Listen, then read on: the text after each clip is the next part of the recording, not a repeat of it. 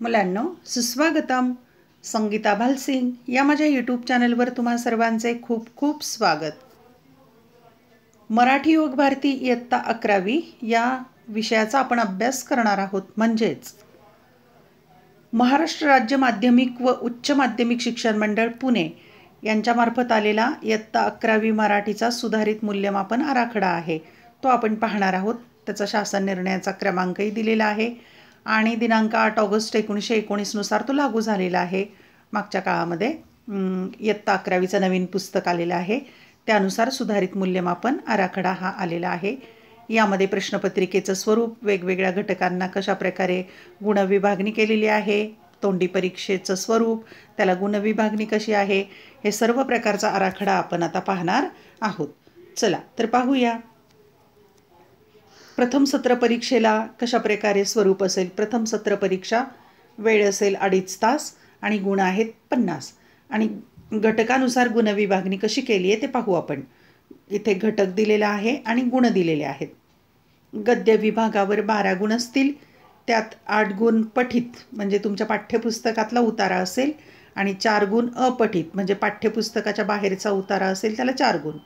नंतर पद्य म्हणजे कवितासाठी 8 गुण असतील, कृती 8 गुणांच्या कृती असतील त्यावर. नंतर साहित्य प्रकार घेतलेला आहे, त्याला 6 गुण निर्धारित केलेले आहेत साहित्य प्रकाराला. उपयोजित जो भाग आहे त्याला 12 गुण आहेत, 6 + 6 अशा प्रकारे त्यावर कृती विचारल्या जातील उपयोजितवर. नंतर व्याकरणाचा भाग आहे, त्याला 12 गुण आहेत, म्हणजे 2-2 मार्काच्या कृती 6 विचारल्या जातील. अशा प्रकारे एकूण 50 गुणांची ही कृतीपत्रिका असणार आहे प्रथम सत्र परीक्षा. आता पाहूया द्वितीय सत्र किंवा वार्षिक परीक्षा कशी असेल. कृतीपत्रिका आराखडा इयत्ता 11वी, वेळ असेल 3 तास आणि 80 गुण असतील. वार्षिक परीक्षा सर्व पाठ्यपुस्तक संपूर्ण असेल अभ्यासासाठी, संपूर्ण अभ्यासक्रमावर आधारित. पहिला विभाग आहे गद्य. त्यात अपेक्षित कौशल्य कोणती आहेत तर आकलन, अभिव्यक्ती, स्वमत किंवा भाषा सौंदर्य इत्यादी असतील. आणि गद्य विभाग जो आहे तो 20 गुण निर्धारित केलेले आहेत गद्य विभागाला, म्हणजे धड्यांवर कृती असतील. त्यातली पहिली कृती आहे 1 पठित गद्य पाठावर आधारित म्हणजे तुमच्या पाठ्यपुस्तकातला उतारा असेल आणि तो पठित उतारा 150 ते 180 शब्दाचा असेल, त्यावर कृती असतील. आकलनाची कृती विचारली जाईल त्या उतार्यावर 4 गुणांच्यासाठी. आणि स्वमत कृती असेल किंवा अभिव्यक्ती कृती असेल 4 गुणांच्यासाठी. असे एकूण 8 गुण पहिल्या कृतीवर असतील. 1 नंतर ब कृती आहे पठित गद्य पाठावर. ही कृती ही तुमच्या धड्यावर असणार आहे, पाठावरच. तो पण पठित उतारा असेल 150 ते 180 शब्दामध्ये. त्यावर आकलनाची कृती विचारली जाईल, त्याला 4 गुण. आणि स्वमत किंवा अभिव्यक्ती कृती विचारली जाईल, त्याला 4 गुण. अशा प्रकारे त्याला 8 गुण असतील. कृती ब मधील 8 गुण. नंतर क कृती आहे अपठित गद्य उतारा. अपठित म्हणजे तुमच्या पाठ्यपुस्तकातला नसेल, पाठ्यपुस्तकाच्या बाहेरचा उतारा असेल, शब्दमर्यादा त्याची असेल 100 ते 120. आकलनाची कृती त्यावर असेल 2 गुणांची आणि अभिव्यक्ती कृती असेल त्यावर 2 गुणांची. अशी 4 गुणांचा हा उतारा असेल. म्हणजेच कृती 1 मध्ये पहिली कृती जी असणार आहे 8 गुणांच्यासाठी, ब 8 गुणांच्यासाठी आणि क 4 गुणांच्यासाठी. 8 आणि 8 16, 17, 18, 19, 20 अशा प्रकारे 20 गुणांची कृती पहिली असेल गद्य विभागावर. आता पाहूया विभाग दुसरा आहे, तो आहे पद्य म्हणजे कविता. त्याला गुण आहेत 16 गुण निर्धारित केलेले आहेत, ते 16 गुण.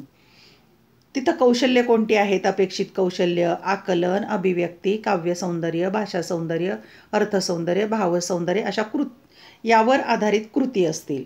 ही आहे कृती क्रमांक 2 पठित पद्य पाठावर आधारित म्हणजे तुमच्या पाठ्यपुस्तकातल्या कवितेवर आधारित.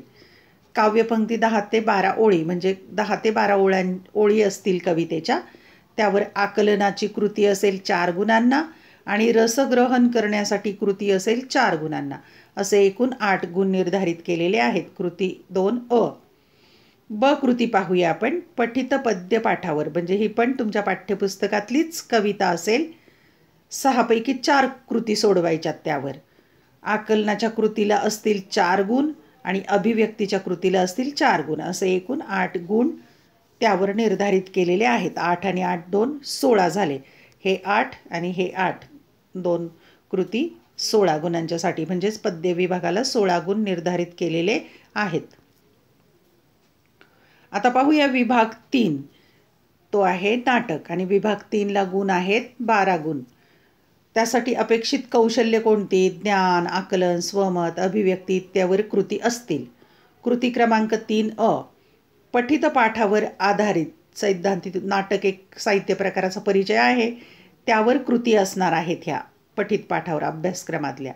ज्ञान किंवा आकलनावर कृती असेल 4 गुणांची, अभिव्यक्ती किंवा स्वमत कृती असेल 2 गुणांची, त्याला 6 गुण निर्धारित केलेत. पठित नाट्य उतार्यावर आधारित, नाटकाचा उतारे आहेत त्यावर आधारित कोणत्याही 3 कृती सोडवायच्या. आकलनाच्या कृतीला 2 गुण, अभिव्यक्तीची कृती असेल 2 गुण आणि स्वमत कृती असेल 2 गुण, असे 6 गुण. 6 आणि हे 6 मिळून झाले 12 गुण निर्धारित केलेले आहेत नाटक या विभागावर. आपण चौथा विभाग पाहूया, उपयोजित लेखनावर, आणि त्याला 18 गुण निश्चित केलेले आहेत. कृती क्रमांक आहे 4, खालील कृती सोडवा. 5 पैकी 3च कृती सोडवायच्या आहेत. आकलन कृती असेल 3 गुणांना, उपयोजन कृती असेल 6 गुणांना, कौशल्य कृती असेल 9 गुणांना, असे 9 18 गुण निर्धारित केलेले आहेत. आणि उपयोजित लेखनामध्ये आपल्याला 5 भाग दिलेत: सूत्रसंचालन, मुद्रित शोधन, अनुवाद, अनुदिनी किंवा ब्लॉग लेखन आणि रेडिओ जॉकी या घटकांवर आधारित 18 गुण असतील. उपयोजित लेखन किंवा उपयोजित मराठी. विभाग 5वा आहे शेवटचा, व्याकरणाचा, आणि त्याला 14 गुण निर्धारित केलेले आहेत. कृती 5वी आहे, खालील कृती सोडवा. 9 पैकी 7च कृती सोडवायच्या आहेत. 7 दुने 14, 14 गुण म्हणजे 2-2 गुणांच्यासाठी एक कृती असेल, एक भाग असेल. पाठ्यपुस्तकातील व्याकरण घटकांवर आधारित, आपल्याला पाठ्यपुस्तकात जे व्याकरण दिले त्यावर आधारित. मग आकलन कृतीवर 6 गुण येतात आणि उपयोजन कृतीवर 8 गुण, असे एकूण 14 गुण असतील व्याकरणाच्या भागावर. म्हणजे शब्दशक्ती, काव्यगुण, वाक्यसंश्लेषण, काळ, शब्दभेद, शब्दसिद्धी, विशेषण, नंतर शब्दसंपत्ती, समानार्थी विरुद्धार्थी शब्द, विरामचिन्हे, निर्दोष शब्दलेखन, यापैकी कुठल्या तरी 7 बाबींवर प्रश्न विचारले जातील, कृती विचारले जातील 2-2 गुणांच्यासाठी. अशा कृती यावर असतील. 14 गुण व्याकरणाला निर्धारित केलेले आहेत. आता आपण पाहूया संविधान तक्ता किंवा लेखी परीक्षा जे आहे त्याचं घटकानुसार गुणविभागणी. इयत्ता 11वी. घटकानुसार गुणविभागणी. गुण आहेत 80. इथे अनुक्रम नंबर, घटक, गुण, टक्केवारी आणि विकल्पासह गुण दिलेत. गद्य भागावर 20 गुण असतील. एकूण 100 पैकी 25 टक्केवारी होते त्याची, आणि विकल्पासह 28 गुण. पद्य भागावर असतील 16 गुण, टक्केवारी 20 आणि विकल्पासह 20 गुण. साहित्य प्रकार नाटकावर 12 गुण आहेत, टक्केवारी 15 होते आणि विकल्पासह 18 होते. उपयोजित मराठीला 18 गुण आहेत, टक्केवारी 22.50 आणि 30 गुण होतात विकल्पासह. व्याकरणाला 14 गुण आहेत, टक्केवारी 17.50 आणि 18 गुण होतात विकल्पासह. एकूण गुण होतात 80 100% आणि विकल्पासह गुण 114, म्हणजे 114 गुणांची कृतीपत्रिका ही असणार आहे घटकानुसार गुणविभागणी. यानंतर पाहूया उद्दिष्टानुसार गुणविभागणी. अनुक्रम नंबर, उद्दिष्टे, गुण, टक्केवारी आणि विकल्पासह गुण. ज्ञान आणि आकलनावर 34 गुण आहेत, म्हणजेच टक्केवारी 42.50 आणि विकल्पासह 43 गुण. उपयोजनला गुण आहेत 29, टक्केवारी होते 36.25 आणि विकल्पासह होते 44 गुण विकल्पासह. कौशल्यावर 17 गुण आहेत, टक्केवारी 21.25, विकल्पासह 27 गुण. एकूण गुण होतात 80 100% आणि 114 गुणांची ही कृतीपत्रिका आहे. आता पाहूया प्रश्न प्रकारानुसार गुणविभागणी. प्रश्न प्रकार कसा आहे तशी गुणविभागणी. अनुक्रम नंबर, घटक, गुण, टक्केवारी आणि विकल्पासह गुण. वस्तुनिष्ठ प्रश्न 28 गुणांचे आहेत, 35 टक्केवारी होते ती, आणि विकल्पासह 32 गुण. लघुत्तरी कृती आहेत 34 गुण आहेत, त्याला टक्केवारी 42.50 आणि विकल्पासह 52 गुण होतात. दीर्घोत्तरी कृती आहेत 18 गुणांच्या 22.50 टक्केवारी आणि विकल्पासह 30 गुण. एकूण गुण आहे 80 100% आणि 114 गुणांची ही कृतीपत्रिका विकल्पासह. यानंतर पाहूया काठिण्य पातळीनुसार गुणविभागणी. सोप्या, कठीण, मध्यम कृती कशा असतील. अनुक्रम, नंबर, घटक, सोपे, मध्यम, कठीण, एकूण. गद्य विभागावर सोपे 10 गुण, मध्यम 10, काठिण्य पातळीचे नाहीच आहेत, एकूण 20 गुण. नंतर पद्यावर सोपे 8 गुण असतील, म्हणजे 8 गुणांच्या कृती सोप्या, 4 गुणांच्या मध्यम, काठिण्य पातळीच्या 4 गुण असतील कृती, एकूण 16 गुण. साहित्य प्रकार नाटक सोपे 4 गुणांच्या कृती, नंतर मध्यम 8 गुणांच्या कृती, काठिण्य पातळीच्या कृती नाही आहेत, असे एकूण 12 गुण असतील.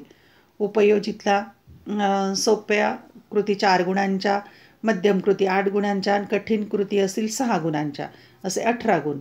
व्याकरणावर 5 सोप्या कृती असतील 5 गुणांच्या, 4 गुणांच्या मध्यम कृती असतील आणि 5 गुणांच्या कठीण कृती असतील, असे 14 गुण. असे एकूण गुण होतात. सोप्या कृतीवर 31 गुण, मध्यम कृतीवर 34 गुण, कठीण कृती 15 गुणांच्या असतील, असे 80 गुण झाले. म्हणजेच टक्केवारी जर काढली तर सोप्या कृती असतील 38.75% सोप्या प्रकारच्या कृती, मध्यम प्रकारच्या 42.50% आणि काठिण्य पातळीच्या असतील किंवा कठीण 18.75% अशी 100 टक्केवारी होते. आता पाहूया आपण तोंडी परीक्षेचा आराखडा, की 20 गुणांची जी अंतर्गत मूल्यमापन किंवा तोंडी परीक्षा, त्याला मौखिक परीक्षा असंही म्हणतात, त्याचं मूल्यमापन इयत्ता 11वी. गुण आहेत 20 आणि त्याची विभागणी केलेली आहे 2 भागात. श्रवण कौशल्याला 10 गुण आणि भाषण कौशल्याला 10 गुण. श्रवण कौशल्य म्हणजे ऐकून लिहायचं आहे, त्याला 10 गुण आणि भाषण म्हणजे तुम्ही बोलायचं आहे, त्याला 10 गुण. अशी 20 गुणांची विभागणी आपण सविस्तर पाहूया आपण. श्रवण कौशल्य 10 गुण, त्याची विभागणी कशी असेल किंवा कशा प्रकारे तुम्हाला लेखी तिथे परीक्षा द्यायची आहे 10 गुणांची ही. 1. 4 शब्द 2 वाक्य, म्हणजे शिक्षक 4 शब्द सांगतील, 2 वाक्य सांगतील, ते तुम्ही ऐकून लिहायचे आहेत. त्यासाठी तुम्हाला शुद्ध लेखनाचे नियम आले पाहिजेत. पाठ्यपुस्तक तुम्ही बारकाईने वाचलं पाहिजे. मग 4 शब्द लिहायला 2 गुण आणि 2 वाक्य लिहायला 2 गुण, असे 4 गुण निर्धारित केलेले आहेत. 2. वाक्प्रचाराचा अर्थ सांगून वाक्यात उपयोग करा, त्याला 2 गुण आहेत. म्हणजे वाक्प्रचाराचा अर्थ लिहिला की 1 गुण आणि वाक्यात उपयोग केला की 2 गुण, अशी विभागणी आहे. नंतर 3 आहे म्हण पूर्ण करा किंवा पारिभाषिक शब्द. तुम्हाला पारिभाषिक शब्द पाठ्यपुस्तकातच दिलेले आहेत, त्याला 2 गुण आहेत.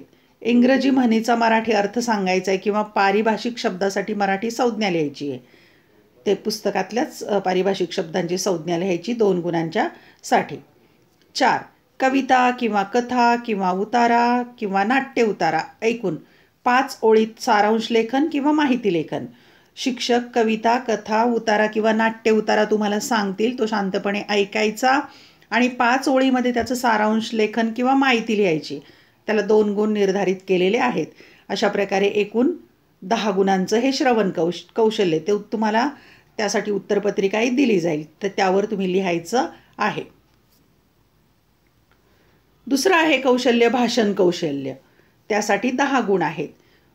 1. नियोजित विषय किंवा आयत्या वेळचा विषय. नियोजित विषय म्हणजे शिक्षक अगोदरच तुम्हाला काही विषय देऊन ठेवतील, त्याच्यावर तुम्ही भाषणाची तयारी करायची, किंवा आयत्या वेळचे भाषण, आयत्या वेळेलाही शिक्षक तुम्हाला परिचित विषयावर भाषण करायला सांगतील, 5 गुण. यापैकी कुठला प्रकार घ्यायचा ते शिक्षक तुम्हाला मार्गदर्शन करतील. भाषण करायला 5 गुण. 2.